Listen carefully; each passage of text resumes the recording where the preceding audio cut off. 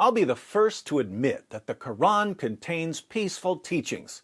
Unfortunately, the peaceful teachings were abrogated or canceled by Allah's commands to violently subjugate the entire world.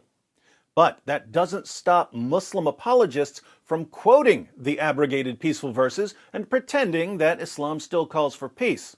So it's good to be ready with Muslim commentaries that explain that the peaceful verses have been abrogated. Don't be duped by Dawagandists. But there's an additional problem here, namely that we don't always have easy access to the commentaries. Quran commentaries are often abridged so that you're not necessarily getting the full picture when you read an English translation. Consider an example. Hi David, I am wondering if you could show us the picture of the Tafsir Ibn Kathir commentary on the abrogation of Surah 2:256, please, because I cannot find it nowhere what you have read and said on this in one of your old videos. I need a photo of this important information to use it for my future debates with Muslims to expose the true teachings of Islam. Thank you, David. A picture you want, a picture you shall have. All right, so I've quoted the Tafsir of Ibn Kathir at various times to show that Surah 2, verse 256 of the Quran, there is no compulsion in religion, one of the handful of verses that are used to show that Islam is a religion of peace and tolerance, was abrogated by later commands to violently subjugate the world. But if you go to the online version of Ibn Kathir, or if you purchase the 10-volume Darussalam edition, you won't find the passage I quote. So where am I getting it? Well, again, the English translations are abridged, so different translators leave out certain things.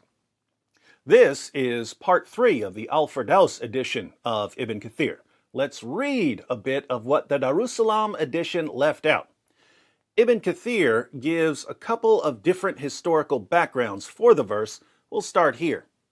Muhammad ibn Ishaq narrated that Ibn Abbas said, "It was revealed with regard to a man from the tribe of Bani Salim ibn Auf called Al-Husayni, whose 2 sons converted to Christianity, but he was himself a Muslim.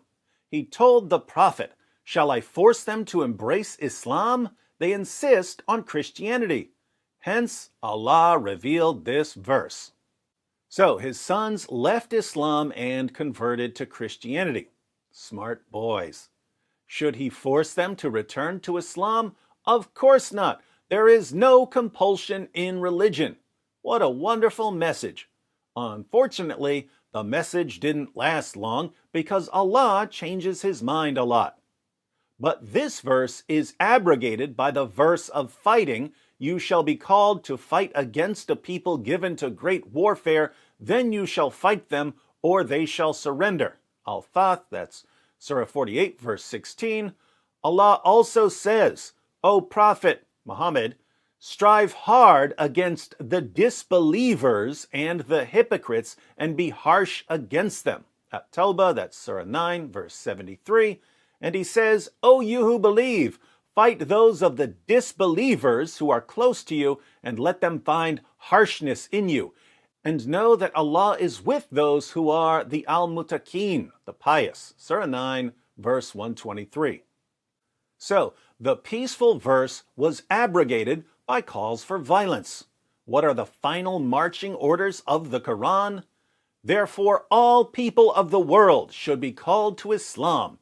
If any one of them refuses to do so, or refuses to pay the jizya, head tax imposed by a Muslim state on all non-Muslims living under the protection of a Muslim government, they should be fought till they are killed. The final marching orders are to call the entire world to Islam and to kill anyone who doesn't convert to Islam or pay the jizya. So, people ask, why are so many terrorist attacks carried out in the name of Islam? Why are there so many Islamic terrorist groups? Why are there forced conversions? Why are there blasphemy laws in Muslim countries? Why is there a death penalty for apostates?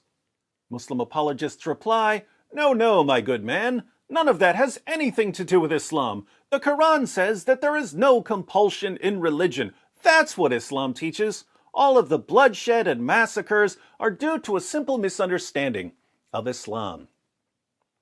Unfortunately for Muslim apologists, their own sources say that the peaceful teachings were revealed in certain situations and that they only applied in certain circumstances. These peaceful teachings were later abrogated by commands to violently subjugate the entire world.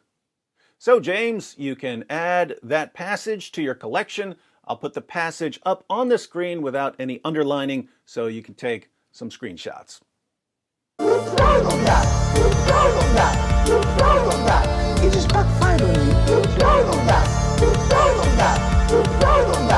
It just backfired on me. This is a part of our religion. There's a reason to it. Yeah.